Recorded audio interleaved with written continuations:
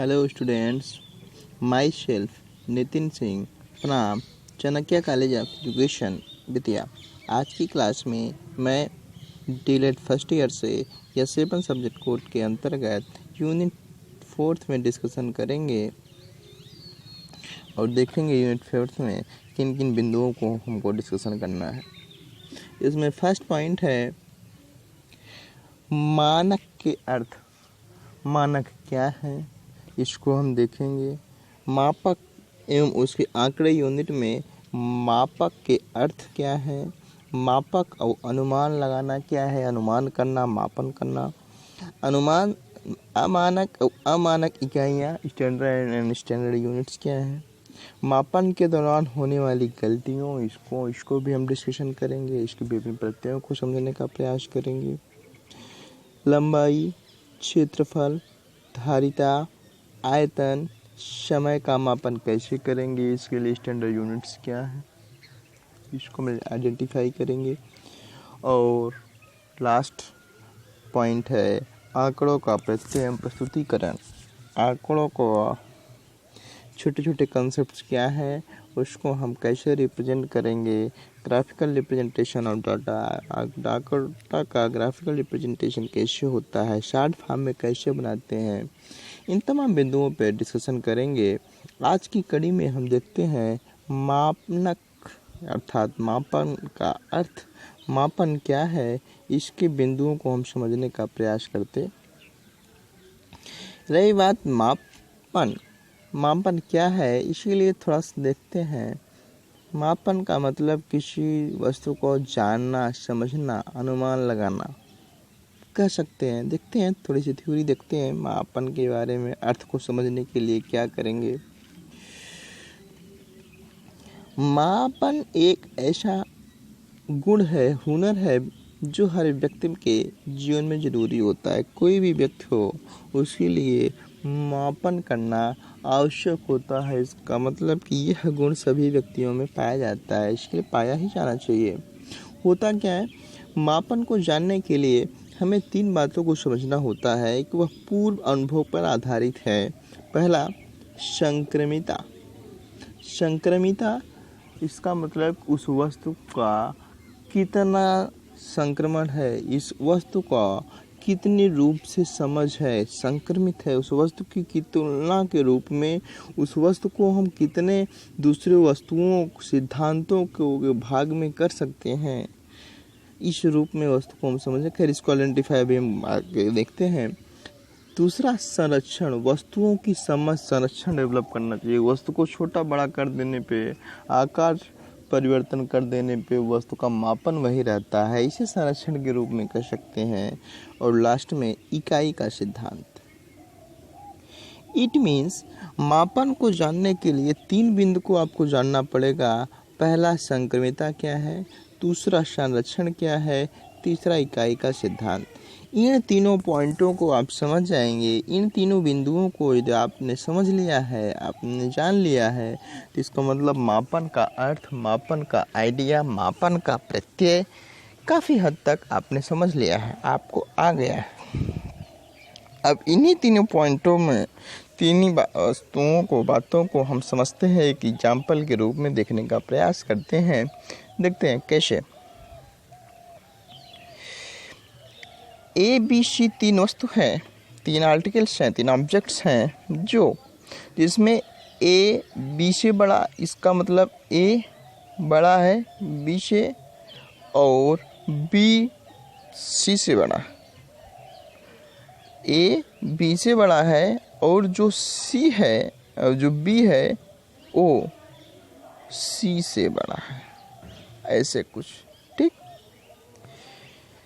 तो A और C से भी बड़ा होगा। जाहिर सी बात, जब A B से बड़ा है और B C से बड़ा है तो A ऑलवेज C से बड़ा ही होगा।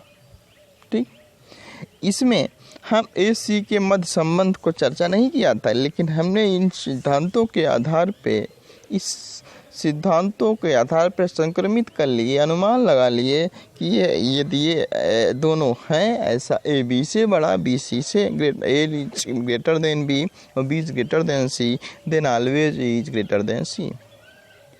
देन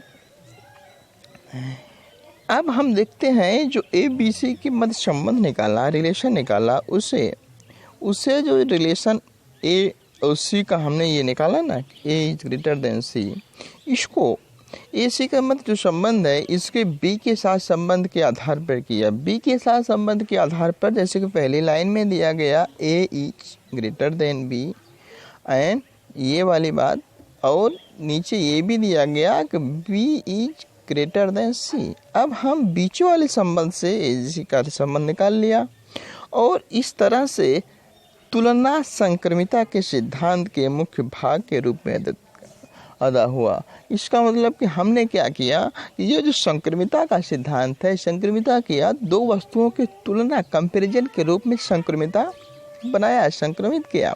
कैसे कि अब इसमें हम इसी बात को दूसरे शब्दों में समझते हैं कि एक बड़े गिलास से भरे किसी मात्रा में दो छोटे गिलास में डालने पर नहीं बदलती। जैसे एक बड़े गिलास है, बड़ा गिलास 1 लीटर का है और छोटा छोटा 2 गिलास है और दोनों गिलास मान लेते हैं संयोग बस 500 ml। अब ये 1 लीटर का जो गिलास है इसमें जो छोटा छोटा 500 ml का गिलास है पुटअप करने पे पुट कर जाएगा।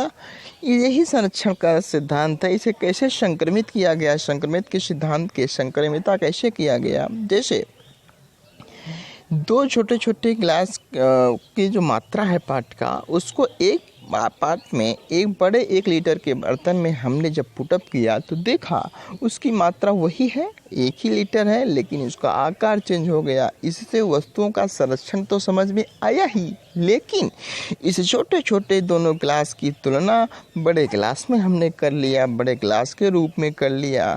इससे संक्रमिता कहा गया। इसका मतलब किसी भी दो वस्तुओं को, किन्हीं भी 2-3 वस्तुओं में अंतर संबंध निकालना, उसका संबंध ढूंढ लेना। अब इससे ये कह सकते हैं कि जो छोटा गिलास है 2 टाइम्स ऑफ 1 स्मॉल ग्लास, 2:1 का रेशियो कर सकते हैं। इससे दोनों छोटे गिलास जो बर्तन 500 ml के हैं 1 लीटर वाले गिलास से उसकी तुलना कर पाए, यही संक्रमिता है। इससे हम वस्तुओं को संरक्षण के सिद्धांत के रूप में भी हमने एग्जाम्पल के रूप में देखने का प्रयास किया। आगे देखते हैं एक एग्जाम्पल और। इसी तरह से बड़े गिलास में संबंध हुआ। इस तरह से एक कागज़ का पृष्ठीय क्षेत्रफल, टोटल सरफेस एरिया TS से, उसके 2 टुकड़े के पृष्ठीय क्षेत्रफल के योग के बराबर होता है। सही बात। जैसे इसमें हमने क्या देखा कि 2 छोटा गिलास, उसका जो वॉल्यूम है एक बड़े गिलास के वॉल्यूम के बराबर है। देखा कि नहीं देखा? Volume of 2 small glass is added is equal to the 1 volume of the 1 greater glass, हमने देखा। लेकिन हम ये भी देख सकते हैं, तुलना कर सकते हैं कि एक कागज़ का जो पृष्ठीय क्षेत्रफल है, टोटल सरफेस एरिया TS से निकालते हैं कर्व सरफेस एरिया। हमने जो कर्व सरफेस एरिया निकाला CS से, उसका योग बताया कि 2 टुकड़ों के पृष्ठीय क्षेत्रफल के योग के बराबर होता है। छोटा छोटा, जैसे एक छोटा, जैसे यही मोबाइल का स्क्रीन ही मान लेते हैं ये एक प्लेन है। अब इतने बड़े प्लेन को एक कागज़ के रूप में हम पुटअप कर दिया। अब इसके 2 छोटे छोटे पार्ट बना दिया। इसका मतलब कि एक भरे प्लेन स्क्रीन का जो आयतन है, सॉरी क्षेत्रफल ही माने, क्योंकि आयतन नहीं होगा, जो क्षेत्रफल है वो बड़े स्क्रीन के क्षेत्रफल के बराबर है। इसका मतलब कि 2 छोटे छोटे स्क्रीनों का क्षेत्रफल, पृष्ठीय क्षेत्रफल एक बड़े स्क्रीन के पृष्ठीय क्षेत्रफल के बराबर है ना। उसी प्रकार से पेपर के रूप में, वस्तुओं के रूप में कह सकते हैं।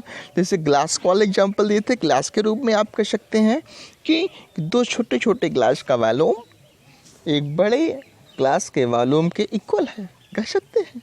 ठीक, देखते हैं। ये आपको संक्रमिता का सिद्धांत आइडिया आया। संक्रमिता क्या है, मापन में संक्रमिता क्या क्या योगदान है। आगे देखते हैं। इससे हमें संरक्षण के सिद्धांत के बारे में भी पता चलेगा। संरक्षण का सिद्धांत जैसे हम थोड़ा बहुत पहले डिस्कशन किए भी थे, वस्तुओं के अंडरस्टैंडिंग, समझ की बात, वस्तुओं का आकार, जगह, प्लेस, टाइम में परिवर्तन करने पर भी उसकी मात्रा में परिवर्तन न हो, उसकी समझ न हो। जैसे हम एक एग्जांपल लेते हैं संरक्षण के रूप में। छोटे गिलास में एक गिलास ऐसा है, एक थोड़ा गिलास इस फॉर्म में है, पार्ट है। इसमें भी 1 लीटर कंटेनर आता है, इसमें भी 1 ही लीटर कंटेनर। मान लेते हैं इसमें 2 लीटर कंटेनर है, इसकी कैपेसिटी 2 लीटर है। हमने इसमें 1 लीटर का पूरा माल मापन कर दिया, बिना मापन किए हुए डाल दिया। 1 लीटर का कोई भी लिक्विड वाटर लेकर के इसमें पुटअप कर दिया। इसमें 1 लीटर लिक्विड पुटअप किया ग्लास फर्स्ट में, तो हमने देखा पूरा ग्लास फुल था। लेकिन इसमें बड़े पार्ट में जब किया तो इसे आधा था, हाफ था। अब हमारे मन में ये आइडिया आ जाए कि ये गिलास बड़ा है, ये गिलास छोटा है, जिसमें कम आ रहा है, ये गलत आइडिया आएगा। अर्थात हमारे मन में ये बातें आ जाए कि इस वस्तु की मात्रा जो इसमें रखी गई थी, ये वस्तु वाली कम है, या इस वस्तु की मात्रा अधिक है, इस वस्तु की कम है।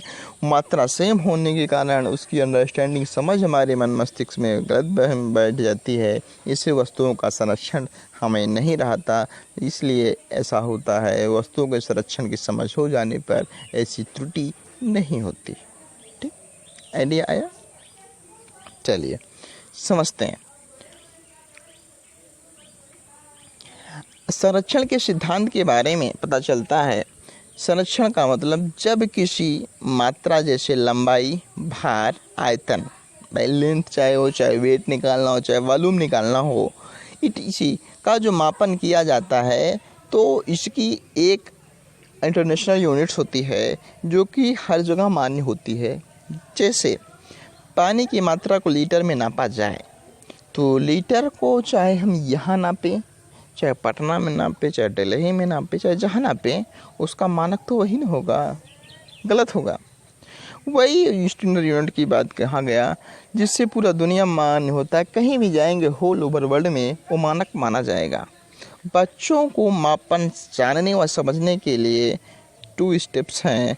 उन 2 स्टेप्स को समझते हैं कैसे, उसमें क्या आप फॉलो कर सकते हैं। मापन को जानने का बच्चों का पूर्व अनुभव हो, जो कि उन्हें मापन के विभिन्न क्षेत्रों की अवधारणा को समझ सके। हमें मापन के ऐसे प्रत्यय को कृत्य करना चाहिए, ऐसे इन्वायरमेंट को डेवलप करना चाहिए, खासकर स्टूडेंट्स के सामने, छोटे छोटे बच्चों के सामने, जो उनके पूर्व अनुभव से हो। पूर्व अनुभव का मतलब, पूर्ण अनुभव का मतलब कि वो पहले न कहीं उस तथ्य को समझते हों, उससे गुजरे हों, उसको जानते हों। जब हम उनके पूर्ण अनुभव का उपयोग करेंगे, हमारी कोई भी बात बताई जाएगी उनके अनुभव के अंदर रहेगी, तो उसे वो विभिन्न क्षेत्रों में अप्लाई कर सकते हैं, मापन कर सकते हैं, प्रत्यक्ष अवलोकन कर सकते हैं, देख सकते हैं। अर्थात उस वस्तु को, उस विभिन्न प्रत्ययों को अपनी भाषा में समझ सकते हैं, उनकी समझ विकसित हो सकती है। नेक्स्ट, मापन को इकाइयों की सहायता से मापने से विभिन्न क्षेत्रों को व्यक्त करना आना चाहिए। हाँ, ये भी बात है। जैसे मापन की अंडरस्टैंडिंग, समझ बच्चों में हो गया, कर दिया गया, देख लिया गया, तो उसकी जो इकाई हैं, यूनिट्स हैं, उसकी हेल्प से जो हम मापन के विभिन्न क्षेत्रों में कर रहे हैं। जैसे हमने कहा कि लंबाई को हमने मीटर में नापा, अब हमने उस मीटर का उपयोग अन्य क्षेत्र में, जैसे सड़क के मापन के रूप में, या वाल मापन के रूप में, तख्त चौकियान मापने के रूप में, कमरे की लंबाई चौड़ाई मापने के रूप में, अलग अलग क्षेत्रों में, डेस्क को नापने के रूप में, बच्चा है तो ब्लैक बोर्ड, या तो ब्लैक बोर्ड को भी मीटर के रूप में कर सकता है। इट मीन्स वह जो मापन जिस इकाई का उपयोग कर रहा है, उसका उपयोग विभिन्न क्षेत्रों में अपने रूप में व्यक्त करना आना चाहिए। तब आप समझेंगे बच्चे को मापन आ चुका है। इट मीन्स मापन के समझने के लिए दो कॉन्सेप्ट्स आप कह सकते हैं। क्या कि बच्चे को पूर्ण अनुभव के आधार पर किया जाए मापन तो सही होगा। दूसरा, उसका जो मापन इकाई का उपयोग को सहायता कर रहा है मापन में, उसका उपयोग वो अन्य विभिन्न क्षेत्रों में कर सके, व्यक्त करना आना चाहिए। इस प्रकार से अंडरस्टैंडिंग समझ यदि छात्रों में बनी हुई है, बन जाएगी। इसका मतलब कि छात्रों में, विद्यार्थियों में हमारे मापन के अवधारणा कंसेप्ट की समझ बन चुकी है।